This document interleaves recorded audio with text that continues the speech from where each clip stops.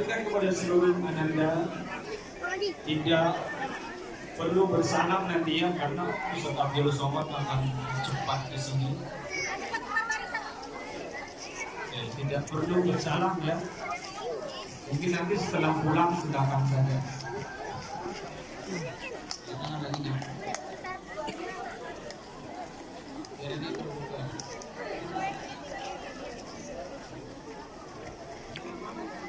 Oke. Nanti begitu Ustaz Somad masuk, kita berselawat ya. Apa selawatnya? Oke, tolak. Oke. Kita mulai. Wahid, Ibn, Salasa. Tola'al badru alaina min saniyil wada wa jabat syukaru alaina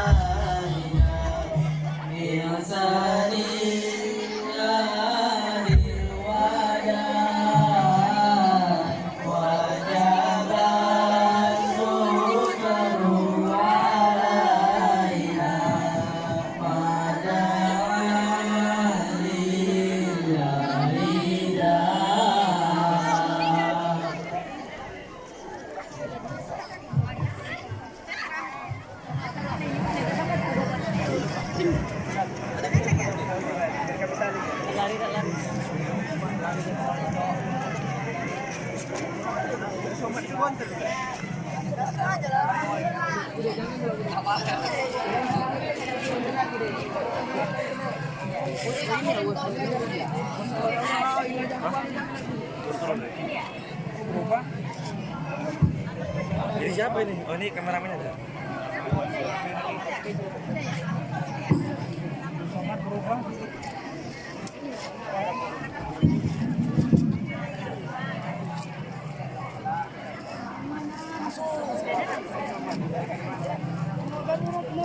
Kompak mati atau kode tadi? Wala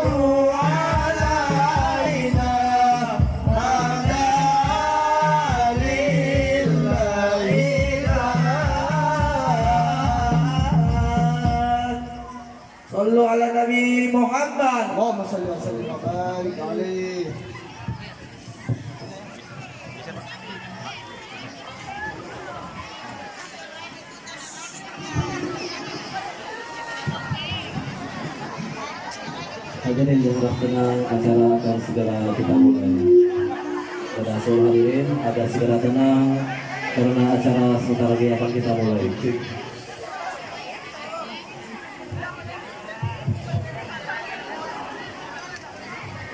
Performance Semester Dr. Haji Hardi Slamet Hud, PhD, Asyif of YPIK, Yayasan Pendidikan Islam Kepri. Ahlan wa sahlan biqudumil mukarram Al-Ustaz Profesor Dr. Haji Abdus Samad LCMA. Dan selamat datang pula kami ucapkan kepada seluruh jamaah yang dirahmati Allah Subhanahu wa taala. Bismillahirrahmanirrahim. Assalamualaikum warahmatullahi wabarakatuh. Alhamdulillahilladzi wakafa. Wassalatu wassalamu ala nabiyil mustafa wa ala alihi wa ashabihi al-kiram. Amma ba'du. Khairu bidayati li haflina hadza ayatun bayinatun yarattiluha akhuna Muhammad Diki Akbar. Satra'u surat ar-Rahman min al-ayat al-ula ila al-ayat as-sadisah 'ashar fa alayhi mashkura.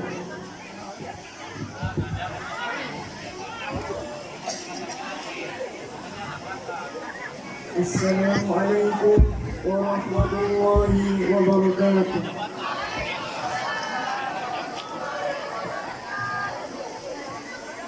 A'udzu billahi minasy syaithanir rajim.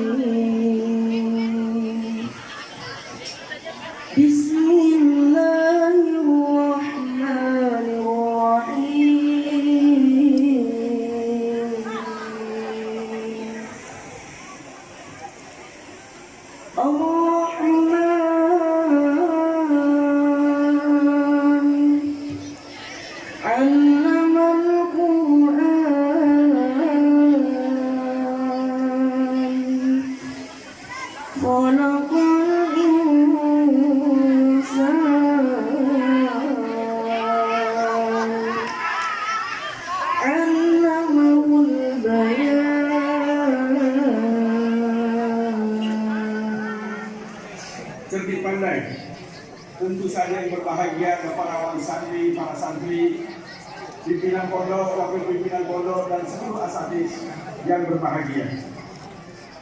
Urut ilmi cendekia nama diberi, pesantren baru bertekad maju. Bersyukur ilmu di lidah tak adalah salah, adab dahulu tak merusak ilmu. Sambutan berpantun akhirnya sudah. Tausiah Abdul Somad adalah yang ditunggu. Akhirnya elok kaki dapat melangkah, elok tangan dapat memegang, elok hati mengikat Allah, elok iman tiadalah bergoyang. Saya tutup. Wassalamualaikum warahmatullahi wabarakatuh.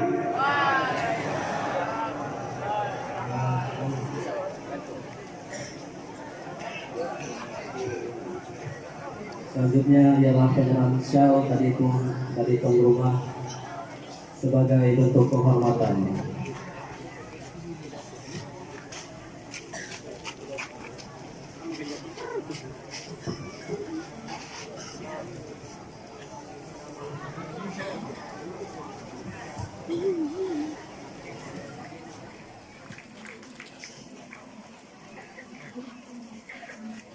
Bismillahirrahmanirrahim.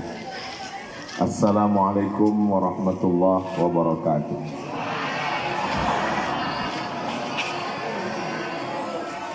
Alhamdulillah wassalatu wassalamu ala rasulillah Sayyidina wa maulana Muhammad ibni Abdullah wa ala alihi wa sahbihi wa man tabi'ahu wa mawala. Yang sama-sama kita hormati Bapak Dr. Hardi Hud beserta seluruh majelis guru, para asatidz, pimpinan, wali kelas, Bapak Ibu wali murid, anak-anakku santri yang dimuliakan Allah Subhanahu wa taala, yang besar tak dihimbau gelar, yang kecil tak dapat disebut nama, encik-encik, puan-puan, tuan-tuan jemputan majelis. Insyaallah semua yang hadir ini dimuliakan Allah Subhanahu wa taala. baik yang senang maupun yang terkejut. Kalau Tuhan pergi ke Makkah, jangan lupa membawa kain yang sudah dirajut. Sudah lama saya berceramah, rasanya inilah yang paling terkejut. Kalau sampai curiga dalam hati saya, jangan sengaja dibuat panitia. Tinggal menunggu video viralnya aja beberapa hari yang lagi. Tapi apapun yang terjadi, kita ucapkan alhamdulillahirabbil alamin. Kalau kita bangga anak kita banyak menghafal ayat. Anak saya ini hafal 30 juz Pak Ustaz. Kalau anak kita ini hebat luar biasa, IQ-nya tinggi, hafalannya banyak, maka sesungguhnya yang paling kuat hafalannya adalah YouTube. Yang paling kuat hafalannya adalah Google. Buktinya apa? Selama 2 tahun ini kita diajarkan bagaimana anak-anak kita alumni dari pendidikan online. Jilbabnya rapi, bajunya rapi, tapi pakai celana pendek. Kenapa begitu? Karena yang tampil hanyalah sepotong badannya saja. Jadi memang betul kata para ulama, laisal ilmu bikathratir riwayah. Ilmu itu bukan orang yang banyak meriwayatkan. Hafal Sahih Bukhari, hafal Sahih Muslim, hafal Sunan Abi Dawud, hafal Sunan Tirmizi, hafal Sunan Nasa'i, hafal Sunan Ibnu Majah, hafal Muwatta Malik.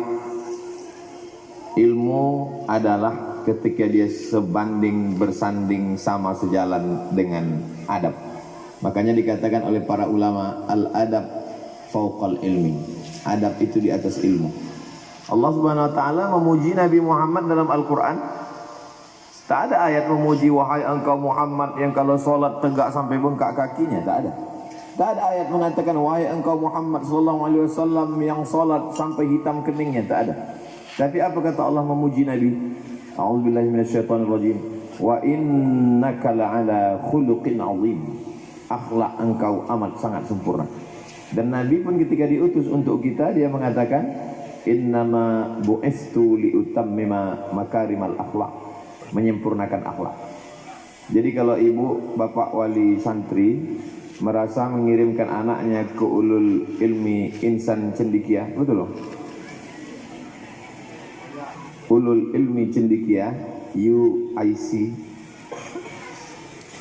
Kalau kita merasa bahwa mengirim anak kemari hanya sekedar menghafal Quran, menghafal hadis, menghafal fikih, hebat dalam bidang ilmu pengetahuan, kekeliruan terbesar. Karena orientalis itu juga, oriental artinya timur. Orientalis orang-orang barat yang belajar ilmu tentang timur. Maksudnya belajar Islam, yang tujuannya ingin mencari-cari kelemahan-kelemahan Islam. Bahkan pura-pura masuk Islam, tinggal di Makkah sampai 6 bulan, berjumpa dengan ulama-ulama besar Indonesia yang ada di Makkah. Kita mengenal ada orang Sumatera yang pernah menjadi imam di Masjidil Haram, namanya Syekh Ahmad Khatib Al-Minkabawi. Dijumpainya si Ahmad Khatib.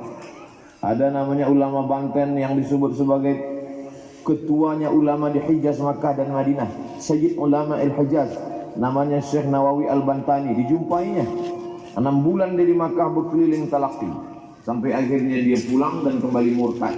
Waktu itu dia dikenal dengan nama Syekh Abdul Ghafur. Setelah dia murtad balik ke agama yang lama, namanya Snok Horgron.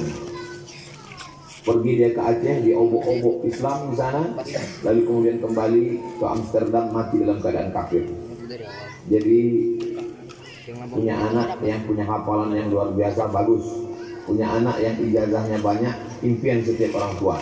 Tapi nanti baru kita merasa akhlak anak ini ketika dia pulang ke rumah, dia cium tangan ibu, dia muliakan, belum lagi azan berkumandang, dia sudah siap pakai baju koko pergi ke masjid. Ketika disuruh mau patuh dan taat, itulah baru ibu bapak merasakan inilah buah daripada pesantren. Itulah doa yang kita panjatkan selalu. Rabbana hab lana min azwajina wa dzurriyyatina qurrata a'yun. Ingin anak-anak yang sejuk dipandang mata dan menenangkan hati. Saya berjumpa dengan bapak-bapak sudah tua, kira-kira umur 70 tahun. Ustaz tahu Rabbana hab lana min azwajina wa dzurriyyatina qurrata a'yun. Saya bilang tahu. Saya selalu membaca doa itu. Saya hafal ayat itu sudah lama. Itu ayat doa dari Al-Quran. Saya pun mengajarkannya dalam pengajian. Maknanya Ustaz tahu. Saya bilang tahu. Saya Pak Ustaz punya anak ini banyak. Ada yang kaya, mobilnya mewah, datang ke rumah bawa hadiah, makanan, kue-kue mahal, tapi hati saya panas, mata saya panas nengok dia Pak Ustaz. Kenapa? Dia tak bertudung, celananya sempit, anak-anaknya tak dididik dengan baik. Tapi ada anak saya yang biasa-biasa saja Pak Ustaz. Datang ke rumah biasa-biasa saja, tapi mata saya sejuk menengok dia. Anak-anak pakai tudung baju panjang, cucu-cucu saya dididiknya dengan baik. Baru di situ saya paham. Banyak ternyata ayat-ayat yang kita hafal, hadis-hadis yang kita tahu, baru dipahami setelah berlalunya waktu. Saya yakin dan percaya ibu bapak punya pengalaman yang berbeda, melihat anak-anak ini pulang ke rumah, merasakan sejukan hati, ketenangan mata, membuat kita selalu berdoa pagi, petang, siang dan malam. Rabbi habli minas solihin. Mudah-mudahan anak-anak kita yang kita titipkan kepada ustadz, para asatidz ini semuanya anak-anak yang berakhlakul karimah insyaallah.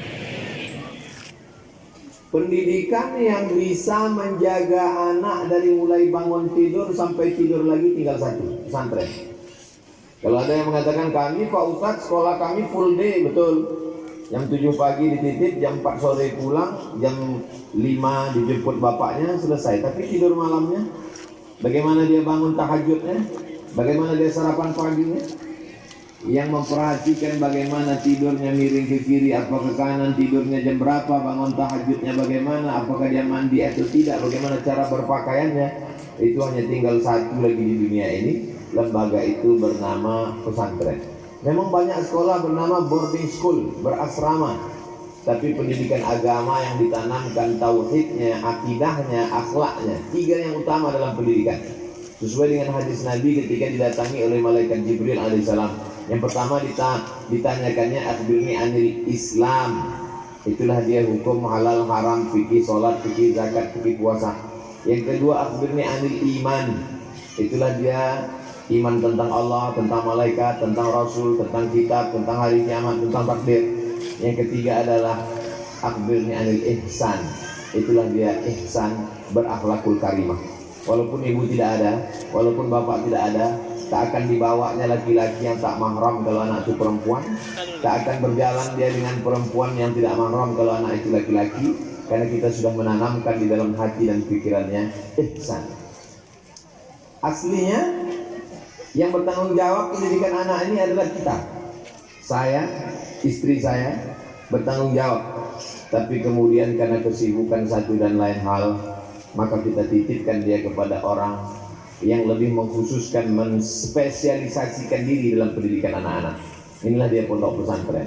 Yang awal-awalnya dulu para sultan-sultan, raja-raja di bumi Jawa, mereka meletakkan anaknya kepada kiai, kepada ulama, karena mereka ingin anak ini nanti menjadi baik. Lalu ulama pun mengajar mereka. Beda dengan tradisi tempat lain. Kalau di tempat lain ulama itu yang dipanggil ke istana untuk mengajar anak-anak mereka. Tapi di Nusantara zaman itu tidak demikian.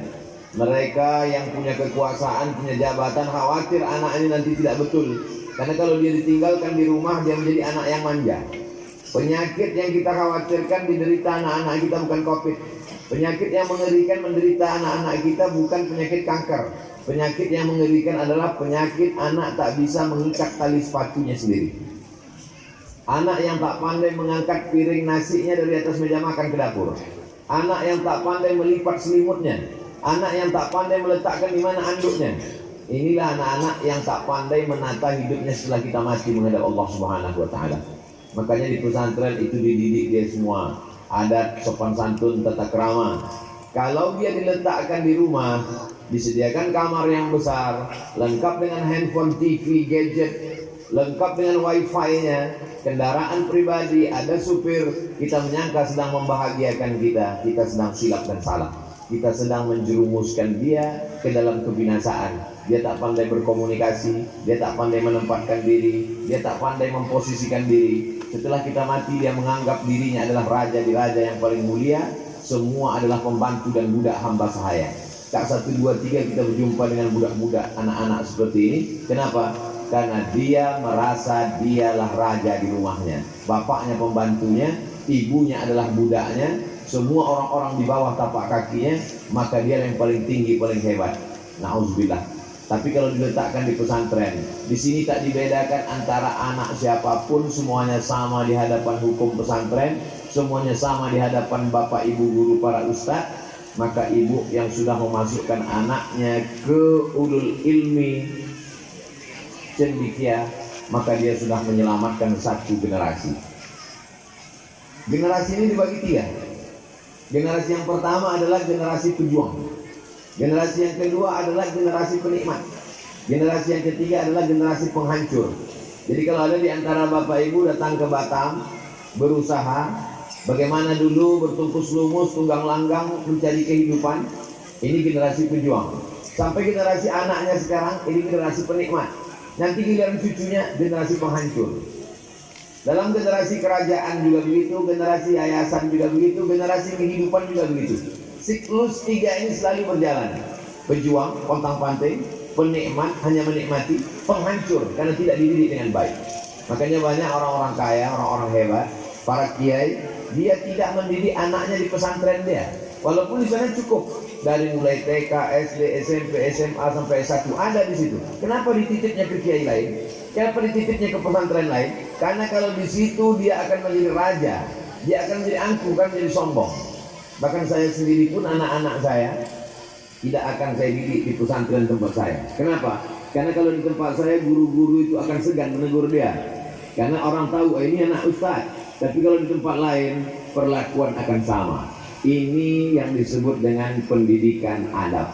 Pendidikan bukan hanya sekedar berapa ayat yang kau hafal, berapa hadis, berapa bagaimana cara pidato, berceramah. Ini sesuatu yang mudah. Orang Jepang dia tak terlalu pusing kalau anaknya tak pandai bahasa Inggris. Dia panggil orang Inggris, orang Amerika, kursus anak ke rumah, selesai. Mereka tidak terlalu khawatir kalau anaknya tak bisa fisika matematika.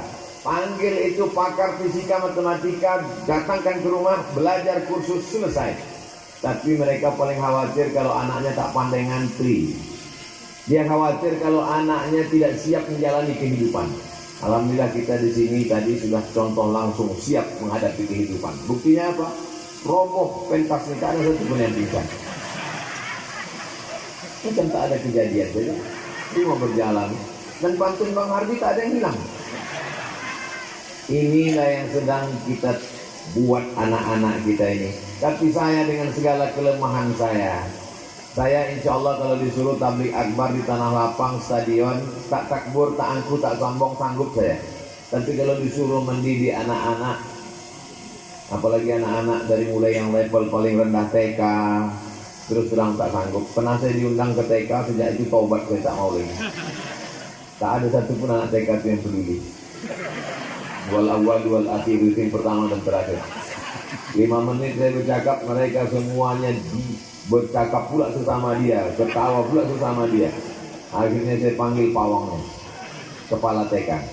Kecil aja ibu itu, tepuk tangan dia 3 kali, diam semua buaya-buaya. Begitu juga dengan anak-anak kita ini. Kalau ibu bingung nanti pulang ke rumah kenapa anaknya menjadi buas, tinggal telepon aja pawang yang ada di sini. Insya Allah. Yang paling mengerikan adalah ketika anak ini buas tapi tak ada pawangnya. Siapa yang mau kita telepon? Kalau masih ada pawangnya kita datangkan dia. Assalamualaikum Ustaz. Ya, bisa Ustaz datang makan ke rumah kami silaturahim. Padahal sebenarnya adalah anak ini mau kita bicarakan. Ada orang yang diseganinya, ada orang yang ditinggikannya seranting, ada orang yang didulukannya selangkah, ada orang yang dibuatnya tempatnya bersandar, tempatnya bernaung. Siapa itu? Kiainya, gurunya. Ada orang yang dia segani. Ustaz Somad, ini sekarang kita berhadapan dengan seorang pejabat tentang orang-orang yang punya kekuasaan, orang-orang yang kaya. Saya selalu bertanya, ada tak orang yang dia segani? Siapa tokoh masyarakat yang diseganinya? Ada dulu Pak Ustaz, tapi dah mati. Emaknya dia pun tak takut. Ayahnya, sama ayahnya pun dia melawan. Gurunya, dia tak ada percaya sama guru siapapun. Ada satu orang yang dia segani Pak Ustaz. Siapa? Dukunnya. Siapa lagi yang bisa menegur manusia? Jadi solusi menanamkan iman kepada anak-anak kita, benteng terakhir pertahanan umat ini adalah pesantren. Bapak Ibu, wali santri yang sudah memasukkan anaknya ke pesantren, maka bersyukurlah kalian sudah menyelamatkan satu generasi. Karena kalau mereka sudah 6 tahun dididik di sini, tamat mereka di sini, nanti dia akan terbang sejauh mata memandang. Beberapa lama kunjungan yang lalu saya kemari dibacakan prestasi-prestasi, menang olimpiade matematika, fisika, kimia, bahasa Inggris, pidato bahasa Arab, debat beberapa bahasa. Anak-anak kita di sini masya Allah tabarakallah. Begitu juga dengan anak-anakku sekalian yang laki-laki maupun yang perempuan. Kalian di sini bukan karena orang tua tak sayang. Jangan sampai sore-sore jam 6 kalian menung di bawah pokok kayu menganggap kalian adalah anak adopsi, anak angkat, anak terbuang. Jangan-jangan sebetulnya aku ini dulu anak yang dibuang dalam kardus dititipkan di halaman masjid. Kenapa aku dibuang kemari, orang tuaku tak sayang? Saya jumpa dengan seseorang, bapaknya orang kaya. Saya disekolahkan, dikirim ke luar kota, ke Bandung, ke Jakarta, ke Surabaya, Pak Ustadz. Dan saya tidak dibelikan mobil, saya naik angkot. Padahal mobil orang tua saya banyak di rumah. Saya tanya, kenapa begitu? Belakangan baru saya sadar, orang tua saya sayang dengan saya. Dia ingin saya tahu harga uang. Saya jumpa dengan beberapa, jauh berjalan banyak ditengok, lama hidup banyak dirasa.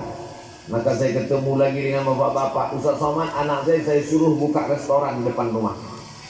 Satu bungkus harga 6.000, modal 10.000. Rugi itu Pak Haji. Tujuan saya bukan untuk cari untung. Saya suruh anak itu kerja, pagi dia belanja, dia mengontrol semua, menengok siapa yang masak, semua menghitung duit supaya dia tahu berapa nilai uang. Sebab anak-anak ini sama seperti menyiramkan air ke pasir. Siramkan air ke pasir, habis, dia tak tahu nilai duit itu berapa. Yang tahu dia kalau ada duit orang tua sayang, tak ada duit orang tua tak sayang. Ketika libur bawa ke mall tak salah, libur bawa ke danau tak salah, libur bawa ke laut jalan-jalan tak salah, libur bawa menyelam tak salah. Tapi bawa anak ke panti asuhan supaya dia menengok bagaimana orang tak ada ayah, tak ada emak. Kalian yang belum dibawa ke panti asuhan setelah ini siap-siap. Nanti dia bertanya, kemana kita ini mak? Kemana kita ini ya? Ini ke tempat saudara-saudara kalian yang sebaya dengan kalian. Tapi mereka diuji Allah, ayahnya tak ada. Kalian diuji Allah dengan keberadaan yang luar biasa. Di situ nanti pulang dari panti itu, anak ini insya Allah dia akan lebih sayang ke ibu, dia lebih sayang ke bapak. Karena kalau hanya diberikan saja semua kebutuhan dia, na'udzubillah. Assalamualaikum Ustaz Somad. Waalaikumsalam. Bisa tolong meruqyah Pak Ustaz? Mohon maaf, saya belum pernah lagi meruqyah, tapi kalau terpaksa bisa. Apa masalahnya ini? Doanya Pak Ustaz. Doa apa? Doa bagaimana supaya anak saya ini berhenti main game online. Belum pernah saya baca hadis lagi, Allahumma inni a'udzubika min game online. Azan tak peduli, ke masjid tidak, mandi tidak, makan tidak, sekolah tak masuk. Hasil di kamar Pak Ustaz. Besar layar televisi di kamar, besar Pak Ustaz. Punya handphone dia, 2 biji saya belikan Pak Ustaz. Paketnya penuh, tak pernah kosong Pak Ustaz. Siapa yang membelikan? Saya Pak Ustaz.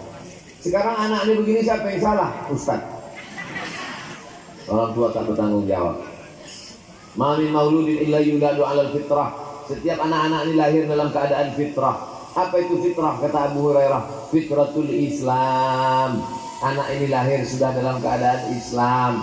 Jadi kalau ada orang tua mengatakan, mari kita tanamkan iman dan Islam ke dalam diri anak kita, salah total. Karena ibu mengandung anak bukan 0, 0 kertas putih, bukan. Anak-anak itu sudah Islam. Anak itu sudah Islam sebelum masuk ke rahim ibu. Anak itu sudah Islam sebelum ibu berjumpa dengan bapak. Anak itu sudah Islam di alam ruh, alam arwah. Ketika itu Allah mengambil perjanjian di antara semua ruh. Ruh bapak, ruh ibu, ruh anak perempuan, ruh saya, ruh ustaz. Semua ruh. Ketika itu Allah bertanya, alastu bi rabbikum, bukankah aku ini Tuhan kami? Semua ruh menjawab, bala syahidna, kami bersaksi engkaulah Rabb kami. Setelah ruh bersaksi, barulah ditiupkan dia ke rahim ibu. Barulah ibu dengan bapak berjumpa menikah. Lalu kemudian dengan akad yang sehat, yang sahih. Lalu kemudian ibu pun mengandung, ditiupkanlah ruh ke sana. Maka sesungguhnya ibu bapak tidak disuruh untuk menanamkan iman Islam, hanya menjaga iman yang sudah ada di dalam. Tanam-tanaman ini kalau tak jaga, tak disiram, tak dirawat, dia akan mati. Maka perlu dijaga. Kita hanya disuruh Allah Subhanahu wa taala Fa'abawahu, kedua orang tuanya, ibu dan ayahnya, yuhawwidanihi, menjadikannya Yahudi, au yunassiranihi, menjadikannya Nasrani, au yumajjisanihi, menjadikannya Majusi. Tidak ada dalam hadis itu mengatakan ayah ibunya lah yang menjadikan anaknya Islam, tak ada. Carilah hadis yang mengatakan ayah ibunya membuat anaknya Islam, tak ada. Karena anaknya sudah Islam. Makanya kalau ada ayahnya tak Islam, maknya tak Islam, meninggal anak itu sebelum akil balik, anak itu masuk surga. Dalam Quran dikatakan wildanum mukhalladun, anak-anak kecil yang membawa makanan penghuni surga. Itulah anak kecil orang tak beriman yang mati dia tetap masuk surga.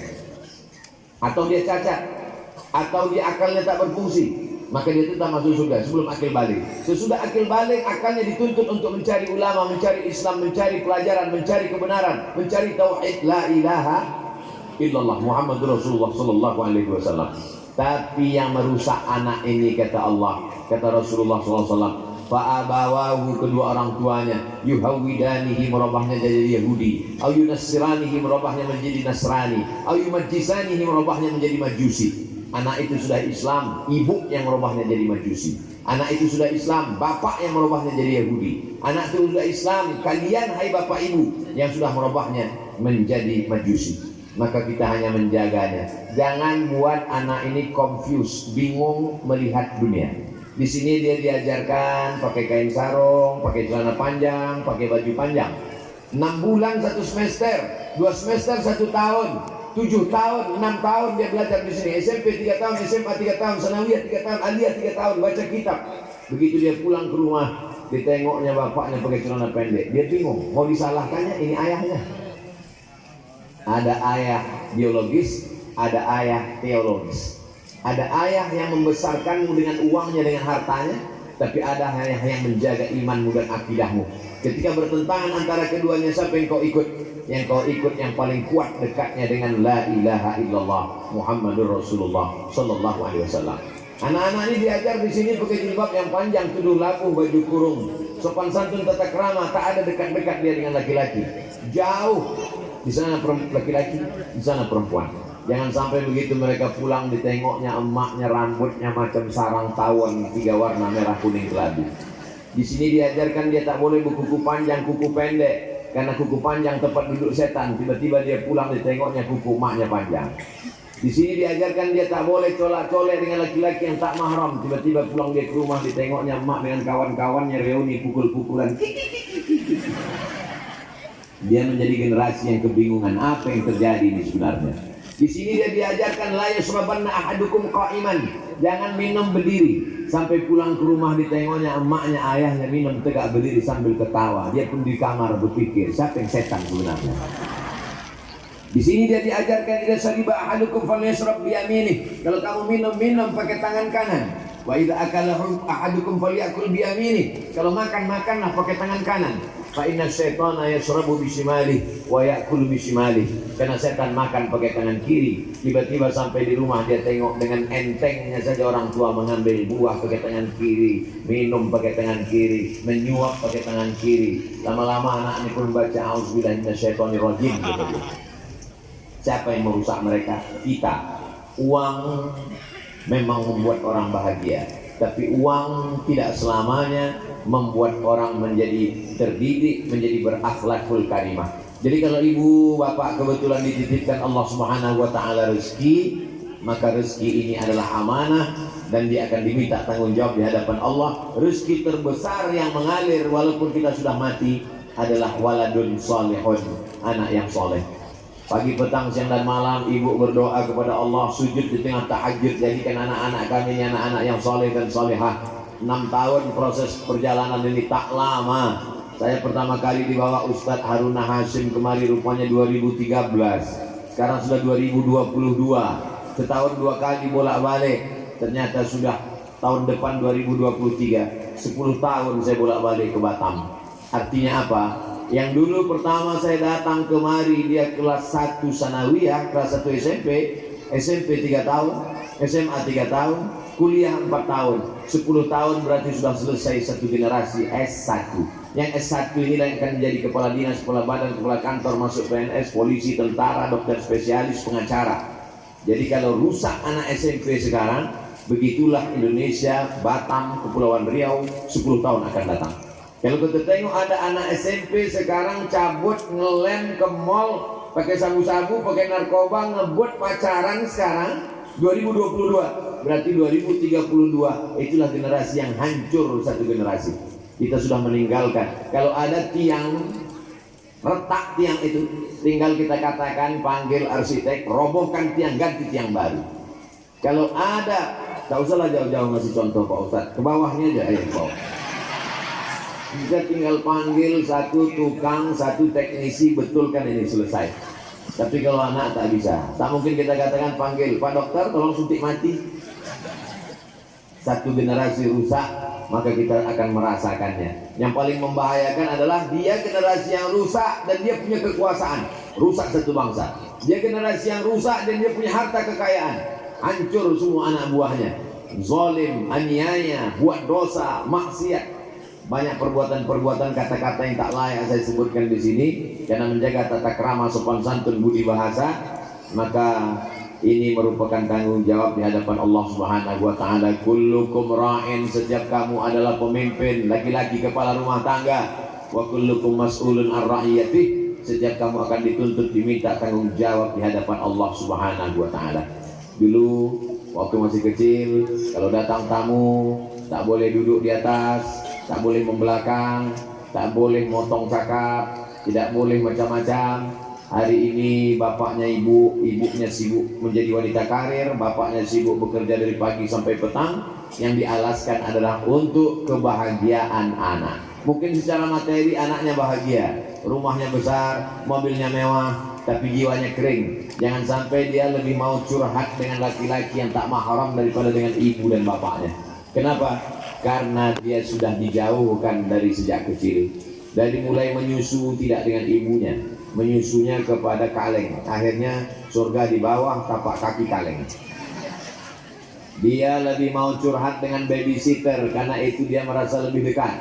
Maka sesungguhnya memasukkan anak ke pesantren bukan menjauhkan anak. Kalau ada orang mengatakan, oh itu sama aja Pak Ustadz, meletakkan anak ke pesantren berarti dia jauh. Coba tengok dulu umurnya berapa. Di beberapa tempat di Pulau Jawa, pondok tahfiz Quran itu SD. SD memang sudah proses yang bisa dia dijauhkan. Karena kalau SD berarti paling tidak 10 tahun, 12 tahun, 13 tahun. Lalu kemudian setelah taman SD dimasukkan di SMP, SMA, Sanawiyah, Aliyah, terserah ijazahnya apa. Kalau ikut Kementerian Agama, Sanawiyah, Aliyah. Kalau ikut Bignas, SMP, SMA. Saya tidak pernah permasalahkan itu. Karena banyak juga pondok pesantren ijazahnya SMP, SMA, tapi lokal, mata pelajaran lokalnya banyak. Saya pun di tempat saya SMP, formalnya SMP, bukan sanawiyah, tapi pelajaran-pelajaran agama, tahfiz Quran, baca kitabnya tetap kita bekali. Ini formal ini hanya supaya dia diakui negara dan nanti dia jangan sampai nanti anak saya kalau pesantren mau kuliah di mana, mau melanjutkan kemana, ada ijazahnya. Ulul ilmi cendekia punya ijazah. Tapi di samping itu mereka baca kitab kuning. Kenapa mesti baca kitab? Belajar fikih, mazhab yang paling tua Hanafi, nomor 2 Maliki, nomor 3 Syafi'i, nomor 4 Hambali. Kitab-kitabnya masih berbahasa Arab. Kitab yang paling kecil dalam mazhab Syafi'i, Matan Takrib, bahasa Arab. Fathul Qarib, bahasa Arab. Fathul Mu'in, bahasa Arab. Sampai kepada puncaknya I'anatul Talibin, bahasa Arab. Al-Mahalli, bahasa Arab. Al-Majmu' Syarah Muhadzab, bahasa Arab. Jadi kalau ada orang mengatakan, kenapa lah anak-anak kami ini mesti bahasa Arab? Kan yang bahasa penting bahasa Inggris. Alhamdulillah, ulul ilmi cendekia, bahasa Arabnya oke, bahasa Inggrisnya pun mantap. Ustaz tahu dari mana? Pembawa acaranya kita dengar langsung. Untung Bang Hardi pakai bahasa Melayu. Kalau tidak, macam mana saya mau bercakap ini? Saudara yang dimuliakan Allah Subhanahu wa taala. Jadi kalau memang betul kita sayang kepada anak-anak kita adalah tempatkan dia ikuti aturan. Di ulul ilmi cendekia ini Ustadz menjenguk anak waktunya berapa bulan sekali boleh? 2 bulan sekali. Bertuah kalian anak-anakku 2 bulan. Saya dulu orang tua tinggal di Riau, sekolah di pesantren Sumatera Utara, Deli Serdang. Berapa bulan sekali Ustadz dijenguk? Setahun sekali baru dia datang. Kalian 2 bulan sekali datang. Ada juga orang tua nih komplain, kenapa pesantren tidak membebaskan kami jenguk? Ibu mau jenguk berapa kali? Kalau bisa 3 kali sehari lah Pak Ustaz. pagi, siang, malam. Ini menjenguk anak apa makan obat? Makanya kata orang Melayu, sayang anak tinggalkan, sayang anak pukul-pukulkan. Nampaknya macam keras, nampaknya macam marah. Maksudnya tinggalkan itu biar supaya terbiasa dia hidup mandiri. Maksudnya pukul-pukulkan itu bukan pukul aniaya. Pukulnya tak boleh patah, pukulnya tak boleh berbekas, pukulnya tak boleh pada alat vital, pukulnya tak boleh melampiaskan hawa nafsu kemarahan, pukulnya tak boleh marah ke orang lain dipukulkan ke dia. Pukulnya hanyalah memberikan efek jerah. Maka dalam Islam diajarkan muru auladakum bisolah, suruh anak kamu salat wahum abna'u sab'an sinin, 7 tahun, wadribuhum fil ashrah, pukul ketika 10 tahun, wa farriquhum fil madaji, pisahkan tempat tidurnya, jangan sampai dia tidur di tempat yang sama, karena nanti akan melibatkan perbuatan pelecehan seksual, sumbang mahram kata orang Malaysia, orang Melayu, dan perbuatan lain yang tak layak. Dan di pondok pesantren itu betul-betul dijaga, karena ustadz-ustadz kita ini, biar bapak ibu tahu, mereka lebih dulu bangun daripada santri itu bangun, dan mereka lebih dulu jaga, mereka lebih dulu jaga daripada santri itu terjaga, dan santri itu lebih dulu tidur daripada mereka. Mereka ini jam kerjanya bukan macam CPNS, bukan macam PNS masuk pagi pulang petang.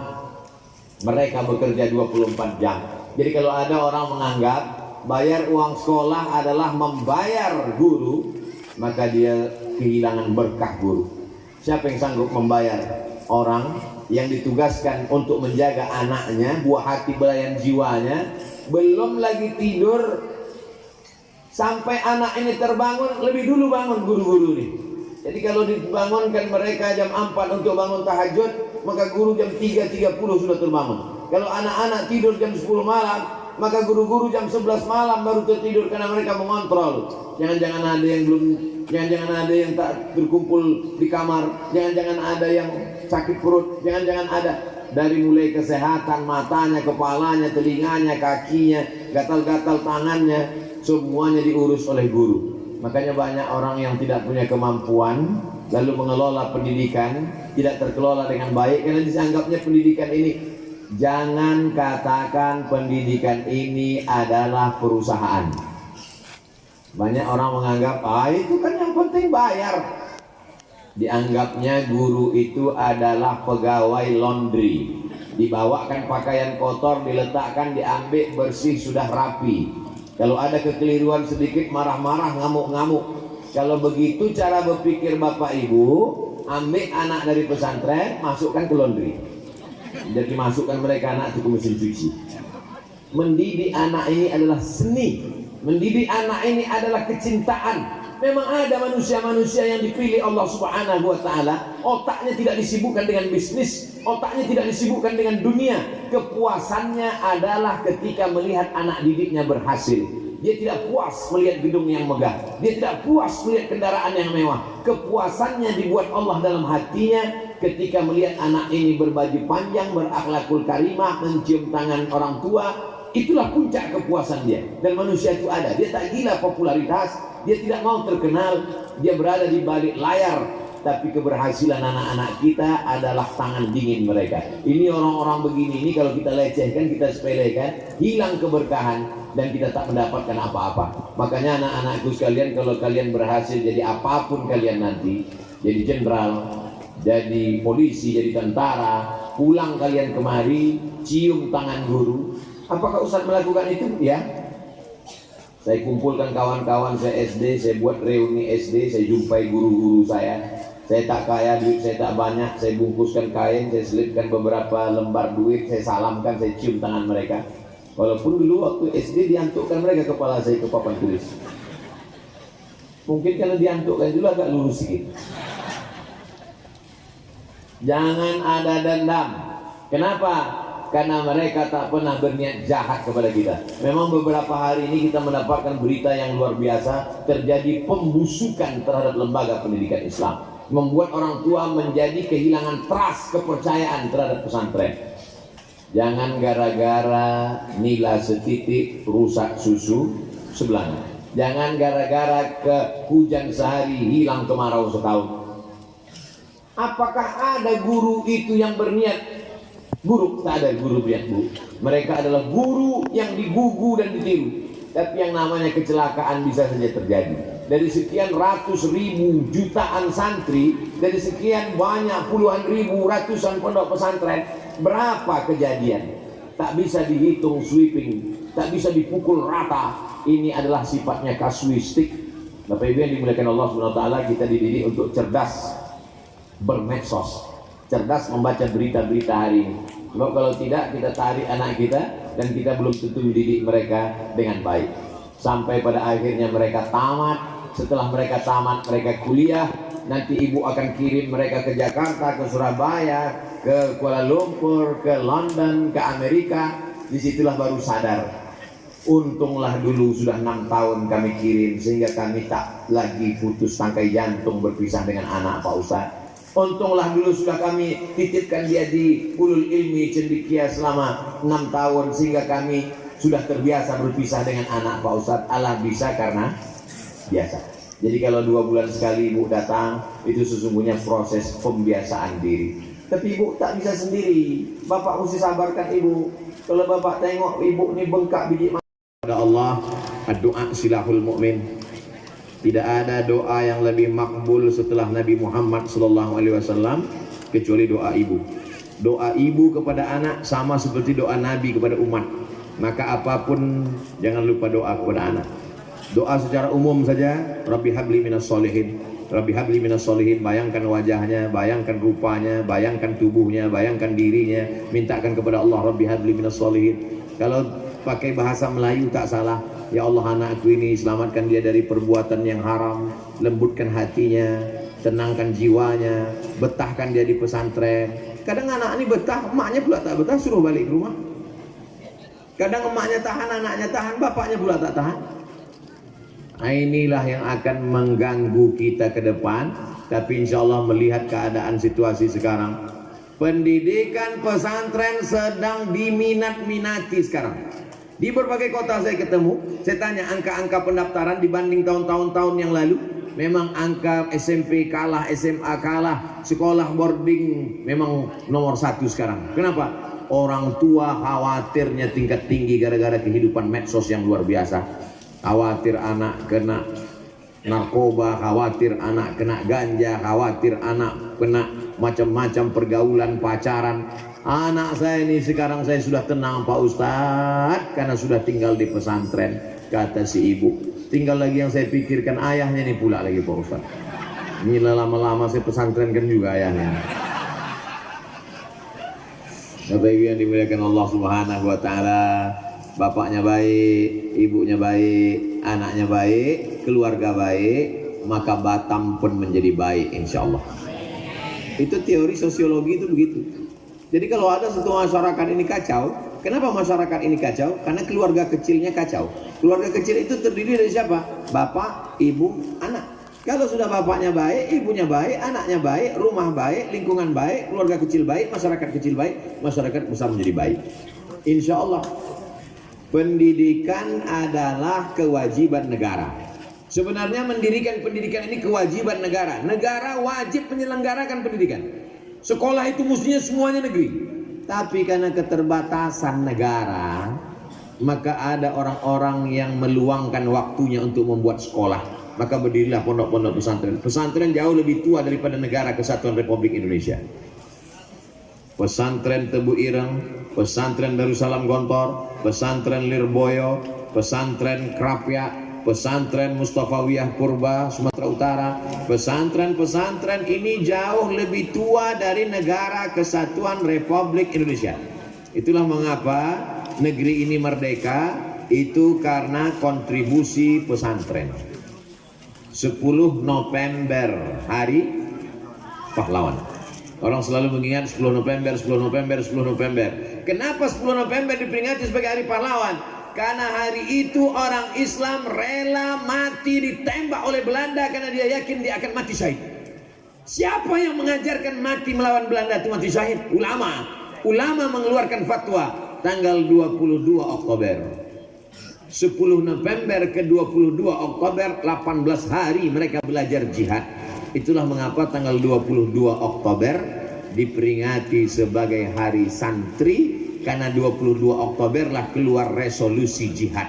Siapa yang mati melawan Belanda, maka matinya mati syahid, disaksikan oleh malaikat. Sebelum mati dia sudah melihat tempatnya di surga, dan sakratul mautnya macam dicubit dan dia langsung masuk ke dalam surga Jannatul Firdaus. Hari ini ajaran tentang mati syahid diolok-olok, diejek-ejek. Negara Kesatuan Republik Indonesia berutang budi terhadap pondok pesantren, berhutang terhadap para kiai dan alim ulama.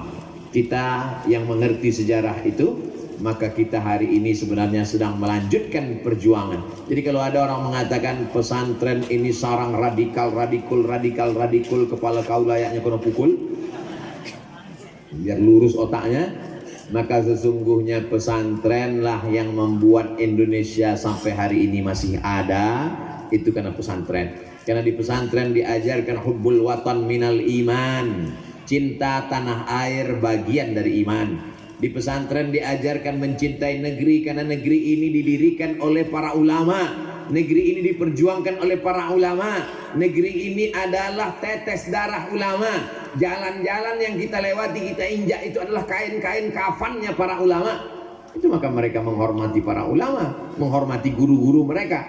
Ini kalau tidak diajarkan demikian, nanti orang memilah-milih. Sudah terjadi polarisasi terhadap bangsa ini. Kalau dia nasionalisme, maka berarti dia cinta negara, dia tidak perlu taat beragama. Kalau dia taat agama, kalau teriakannya Allahu Akbar, berarti dia cinta agama, berarti dia memusuhi negara. Padahal negeri ini merdeka karena orang yang cinta agama sekaligus negara. Mereka cinta negara ini, tapi waktu mengusir Belanda teriakannya adalah Allahu Akbar, dan ketika mati itu yang diucapkan adalah la ilaha illallah. Walaupun dasar negara yang dia ikuti Pancasila, karena Pancasila sila pertama adalah ketuhanan yang Maha Esa. Itu jangan dikaburkan, itu jangan dikacaukan. Sekarang kita dibenturkan antara dua, pilih Al-Quran apa Pancasila. Pancasila itu kan saripati yang diambil dari Al-Quran. Ketuhanan yang Maha Esa, Qul huwallahu ahad, itu diambil. Makanya di pembukaan preambul Undang-Undang Dasar 1945, atas berkat rahmat Allah yang Maha Kuasa dan keinginan bangsa Indonesia yang luhur, dengan ini menyatakan kemerdekaannya. Makanya warnanya dibuat merah dengan putih, merah darahnya, putih tulangnya, rela dia berputih tulang, tumpah darahnya merah demi untuk merdekanya negeri ini. Yang pertama mengucapkan selamat Indonesia merdeka adalah mufti dari Presiden Palestina yang sekarang sedang dijajah Israel. Jadi kalau ada orang berkhutbah tentang Palestina, apa hubungan kita dengan Palestina? Palestina negara sendiri, kita negara sendiri. Kau waras apa gila? Kita merdeka yang pertama kali mengucapkan selamat itu adalah Palestina. Kita berutang budi terhadap Palestina. Ketika itu Palestina negara merdeka, 1945 negara merdeka, 1946 baru Israel datang menjajah. Kita merdeka, mereka pula kena jajah. Apa kontribusi kita terhadap mereka? Maka anak-anak ini diajarkan akidahnya Ahlus Sunnah wal Jamaah, fikihnya tetap bermazhab Syafi'i, tasawufnya Sunni berakhlakul karimah, tapi di sini dia belajar sejarah Islam. Itulah yang menyelamatkan mereka sampai nanti pada akhirnya. Masalah kita dengan anak-anak ini, belum tentu kita duluan meninggalkan mereka. Beberapa hari yang lalu saya takziah teman sahabat saya meninggal, terbujur kaku di ruang tamu. Kata kawan-kawan, itu emaknya Pak Ustadz. Anak terbujur kaku di ruang tamu, emak yang menghadapi. Ibu bisa memandikan anak ibu 2 kali. Dulu waktu bayi baru lahir ibu mandikan, dan memandikan jenazahnya setelah mati menghadap Allah SWT. Kita siap menghadapi itu. Kalau nasib berkata lain, saat dia lahir kita mandikan, saat kita mati dia pula memandikan kita, alhamdulillah. Saat dia lahir kita mengazankan ke telinganya, saat kita mati dia pula yang membisikkan la ilaha illallah, alhamdulillah. Tapi berapa banyak orang tua saat lahir aku yang mengazankan Pak Ustaz, saat talqin matinya pun aku juga yang mentalqinkan. Bapak-bapak yang hari ini umurnya 70-80, anaknya meninggal COVID kemarin, waktu memandikan jenazahnya ibu yang memandikan. Waktu dia lahir ibu juga memandikan.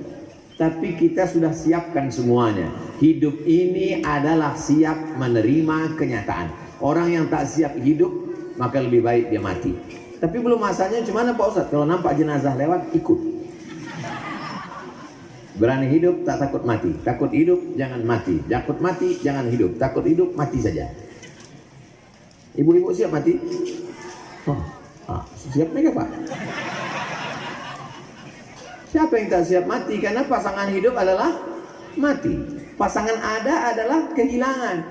Siap kehilangan anak. Kalau memang ditakdirkan Allah Subhanahu wa taala, yang kita inginkan adalah as-sabru fi sadmatil ula, sabar menghadapi ujian Allah Subhanahu wa taala. Kita doakan anak-anak kita panjang umur, sehat badan, tercapai segala cita-citanya. Nanti setelah dia jadi orang, sekarang orang juga masih jadi orang, ini orang-orang hebat nanti, maka insya Allah mereka mengenang sekolah mereka berada di ulul ilmi cendekia, dan ketika ditanya oleh istri anak mereka, abang dulu sekolah di mana? Di ulul ilmi cendekia. Siapa aja nama guru-guru yang abang ingat waktu itu? Ada Ustadz Fulan, Ustadz Fulan, Ustadz Fulan, ada Ustadz Somad yang datangnya setahun 2 kali. Insya Allah tak lupa mereka mendoakan saya, insya Allah. Sedangkan saya mereka doakan, apalagi ibu. Sedangkan saya mereka doakan, apalagi bapak, ayah kandungnya, ibunya. Maka di tengah malam mereka bangun bersujud, bertahajud, Rabbi firli wali walidayya warhamhuma kama rabbayani shaghira. Menangislah ibu menengok anak duduk di pelaminan. Alhamdulillah Pak Ustadz, setelah saya sekolahkan di ulul ilmi cendekia, sekarang sudah kuliah, sudah nikah, duduk dia di pelaminan. Kenapa ibu menangis? Selesailah tanggung jawab saya Pak Ustadz sebagai ibu. Kata siapa? Kata siapa kalau anak ini nikah tanggung jawab kita selesai? Belum selesai. Selesainya tanggung jawab kita kapan? Setelah mati menghadap Allah Subhanahu wa taala. Makanya carikan dia suami yang baik, carikan dia istri yang baik. Kalau kita biarkan dia mencari sendiri, waktu di UI Cera, jilbabnya panjang, bajunya panjang, kerudungnya panjang, berakhlakul karimah, salat sunatnya tak tinggal, baca kitab, menghafal Quran. Tapi karena kita tak peduli dengan jodohnya, menikah dia dengan orang yang tak jelas, anting-antingnya 13. Seminggu sesudah nikah pulang ke rumah, selama ini kita ajarkan cium tangan, peluk emak, peluk ayah. Begitu dia balik, hai guys, sehat. Maka kita dudukkan dia. Fir'aun, dulu kau kami terima meminang ke rumah ini karena kau datang berpeci. Kau dulu atas rekom siapa? Kenapa anak kami ini kau buat begini, rambutnya 3 warna sekarang? Kenapa kukunya ini panjang? Kenapa dia tak sembahyang? Banyak orang sekarang kan sudah dewasa. Ini bukan ajaran Islam. Ajaran Islam tidak mengenal dewasa. 18 tahun ketuk pintu sampai mati, minal mahdi ilal lahdi. Ini perlu ditanamkan. Jangan karena mengikut pendidikan barat sudah dewasa bebas untuk memilih agama apa saja yang dia suka. Tidak. Dalam Islam kita tetap dituntut. Selangkah kaki ibu sudah masuk surga, selangkah kaki bapak sudah masuk Jannatul Firdaus. Kalau kalian biarkan bajunya terbuka, kalian biarkan dia na'udzubillah murtad, maka selangkah juga kakimu akan ditarikkan ke dalam neraka jahanam. Kenapa? Karena mereka adalah nikmat yang akan dituntut di hadapan Allah Subhanahu wa taala. La tus'alunna yauma idzin 'anil. Rumah nikmat, mobil nikmat, harta nikmat, emas nikmat, tanah nikmat. Tapi nikmat terbesar adalah nikmat anak yang bergerak. Berapa banyak orang berdoa minta nikmat, tak dikasih Allah nikmat. Sudah dikasihnya, maka amanah ini jangan disia-siakan. Karena mereka nanti bisa menjadi rahmat, tapi mereka juga bisa menjadi laknat. Anak-anak ini bisa menjadi amal jariah, tapi anak-anak ini juga bisa menjadi dosa jariah. Waspadalah. Bapak Ibu yang dimuliakan Allah Subhanahu wa taala, 1 jam lebih kurang, pas 1 jam. Tadi saya mulai jam 4, sekarang sudah jam 5. Saya masih pakai kode yang lama 600 ml. Walaupun pentasnya jatuh tetap 1 jam. Terima kasih segala perhatian. Mohon maaf segala kesilapan dan kesilapan. Aku qouli hadza astaghfirullah li wa lakum. Saya ucapkan tahniah untuk ibu, saya ucapkan tahniah untuk bapak, tahniah untuk anak-anakku semua. Kalian adalah orang-orang yang bertuah karena punya ayah dan emak seperti mereka. Kalian bertuah karena punya anak-anak seperti mereka. Aku qouli hadza astaghfirullah li wa lakum. Di akhir majelis mari kita sama berdoa. Mudah-mudahan keluarga kita sakinah, mawaddah, warahmah, anak-anak kita soleh dan solehah, menjadi mujahid fisabilillah, diselamatkan dari segala perbuatan maksiat dan dosa. Ala hazihi niyah wa kulli niyatin salihah. Al-Fatihah. A'udzu billahi minasyaitonir rajim. Bismillahirrahmanirrahim. Alhamdulillahi rabbil alamin. Arrahmanir rahim. Maliki yaumiddin. Iyyaka na'budu wa iyyaka nasta'in. Ihdinas siratal mustaqim. Siratal ladzina an'amta 'alaihim ghairil maghdubi 'alaihim waladdallin. Amin. Rabbana hab lana minas shalihin. Jadikan anak kami anak-anak yang soleh dan solehah. Rabbana hab lana min ladunka dzurriyyatan thayyibah. Jadikan anak-anak kami keturunan yang baik-baik. Rabbana hab lana min azwajina wa dzurriyyatina qurrata 'ainin waj'alna lil muttaqina imama. Jadikan anak kami, pasangan hidup kami, orang-orang yang sejuk dipandang mata dan menenangkan hati kami, ya Allah. Rabbana ja'alna muqimas shalah wa min dzurriyyatina. Jadikan anak kami orang-orang yang menegakkan salat, memakmurkan masjid, menegakkan la ilaha illallah Muhammadur Rasulullah sallallahu alaihi wasallam. Allahumma faqihhum fid din, dalamkan ilmu agamanya. Wa 'allimhumut ta'wil, ajarkan pemahaman yang benar. Allahumma tawil umura asatidatina, guru-guru yang sudah mendidik anak kami, tak sanggup kami membalas kebaikan mereka, panjangkan umur para ustadz dan ustazah. Mati'na bituli umurihim, dengan panjangnya umur mereka kami mendapatkan rahmat barokah dari ilmu mereka, ya Allah. Allahumma ja'al hadzal ma'hada ma'hadan 'aziman mubarakan fih. Jadikan ulul ilmi cendekia ini pondok pesantren yang penuh dengan keberkahan, sehingga anak-anak kami mendapatkan limpahan barokahnya sampai hari kiamat nanti, ya Allah. Allahumma hafaz abna'ana wa banatina min kulli su' wa syarr. Jaga anak-anak kami dari segala perbuatan maksiat, dari narkoba, dari zina, dari aliran sesat, dari LGBT. Jadikan mereka anak-anak waj'alhum minar rasyidin, lurus berkata, lurus berpikir, lurus berbuat. Allahumma ja'alhum a'immata huda. Jadikan mereka pemimpin-pemimpin umat dan bangsa di masa akan datang. Setelah kami nanti mati menghadapmu, tinggal, maka sesungguhnya mereka yang akan terbangun di tengah malam mendoakan kami, Rabbil fili wali walidayya warhamhuma kama rabbayani shaghira. Allahumma hdina wahdi bina waj'alna sababan liman ihtada. Berikan kami hidayah, berikan anak-anak kami hidayah, berikan hidayah kepada orang yang belum dapat hidayah, dan jadikan kami sebagai sebab asbab sampainya hidayah itu kepada mereka, ya Allah. Rabbana taqabbal minna innaka antas samiul alim wa tub alaina innaka antat tawwabur rahim. Rabbana la tuzigh qulubana, jangan palingkan hati kami ba'da idh hadaitana, setelah kau berikan hidayah kepada kami. Rabbana zalamna anfusana, kami sudah banyak buat salah silap dan dosa, ampuni silap salah dosa kami, ya Allah. Rabbana atina fid dunya hasanah wa fil akhirati hasanah wa qina adzabannar. Wa sallallahu ala sayyidina Muhammad wa ala alihi wa sahbihi wasallam. Walhamdulillahi rabbil alamin. Taqabbalallahu minkum minna wa minkum taqabbal ya karim. Terima kasih segala perhatian. Mohon maaf segala kesilapan. Assalamualaikum warahmatullahi wabarakatuh.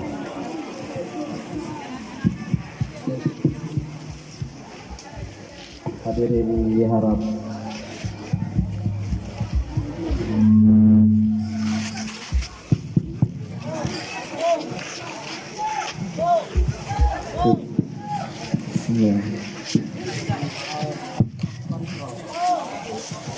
Engkaulah